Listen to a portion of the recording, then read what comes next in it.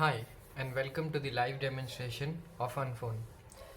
So first, let's talk about parts.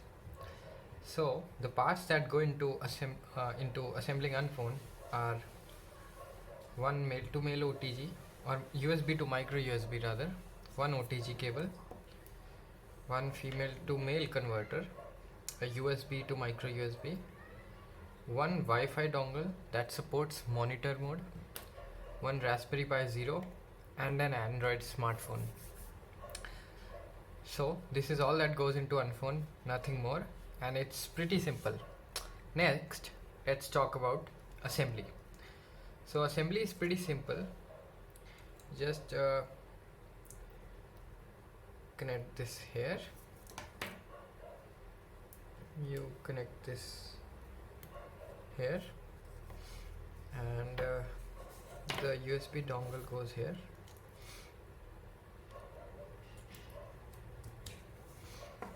And this goes here.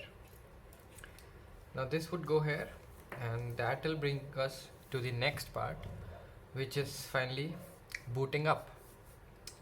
So the Raspberry Pi Zero is powered by the smartphone itself, and and before I connect it, I must turn on my hotspot. So that's because the Pi and the smartphone communicate through hotspot communication. So I'll connect this, and we'll see a light come on in the Raspberry Pi. Yep. So you can see this green light here, and this means it's turning on, and it will take some time and it will automatically connect to the hotspot because I've pre-programmed it to look for a certain hotspot name and provided it with the password. If this would ever go into production, every Pi would have a unique pair of hotspot name and password associated, and the user, when they want to use it, would have to change their hotspot name to that. And this completes our boot up process. So the communication will happen through SSH, and SSH stands for secure shell, and it happens over the internet. So we'll log in using SSH. Yeah, so we're now inside the terminal of the Raspberry Pi. So now what I'll do is I'll navigate to the folder that contains the Probemon file.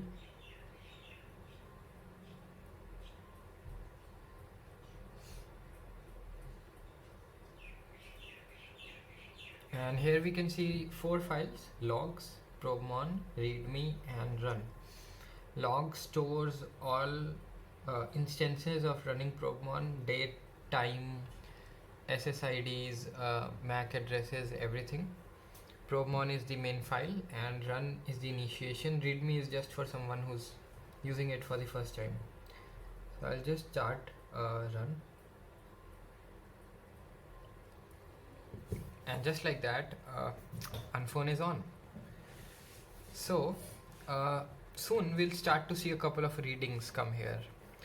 And I'd like to mention that unfortunately I was not able to conduct this experiment outside in a bigger region, in a more open region where I would get a limited number of phones around me, which would replicate the disaster scenario actually in a remote region where maybe some building has fallen and the guy was posted inside or something, and we're just trying to find the body in the rubble right now and see if the person survives.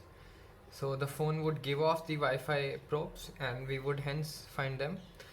But at this point, I would actually be receiving Wi-Fi probes from lots of devices, from my own home, from the flat above me, the flat below me, the flats next to me, because it does have a pretty long range. So we'll actually see multiple readings as opposed to one, which would happen if we go outside, because people are more spread out. So pretty soon we should start catching some readings.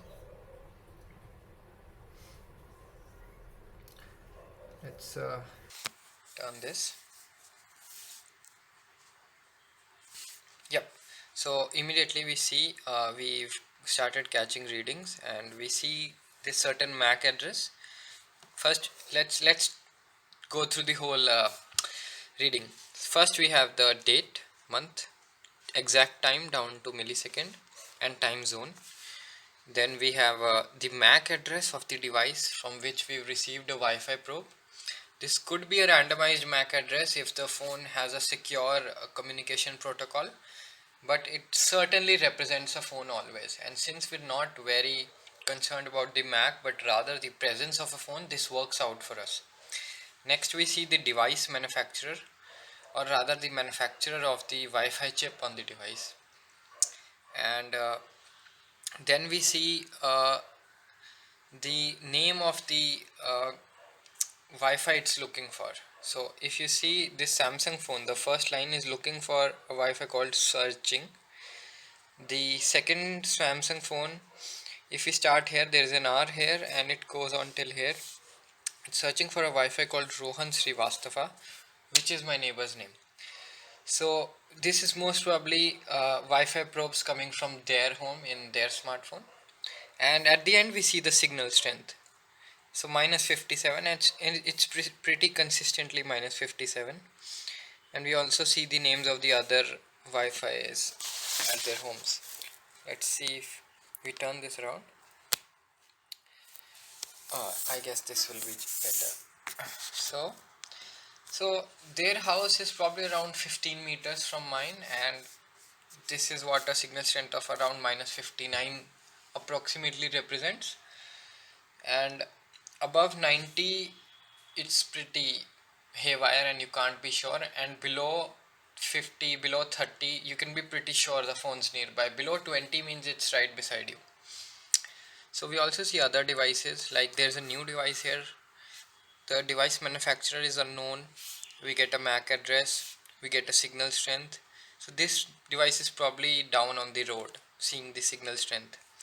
So signal strength of minus 30 is stronger than a signal strength of minus 80, because this is a logarithmic scale.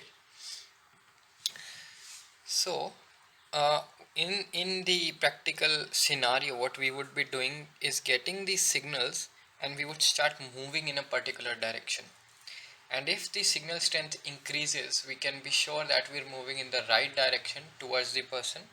So we would expect something like this signal strength of 61, minus 61 to go to minus 59 and so on, and we can be sure we're approaching the person.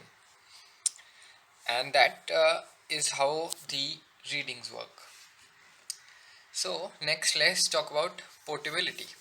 So the portability on this thing is pretty great. As you can see, I can literally just carry this. I don't need anything else. It's not connected to any Wi-Fi. It's not localized. You can go anywhere with this, and it works out. And any smart Android smartphone works. And probably the last thing that we should be considering is what is the turning off procedure. It's probably the easiest thing. You just unplug and it's off, and you start it the next time and it works just like it did this time. And yeah, that was the live demonstration of Unphone.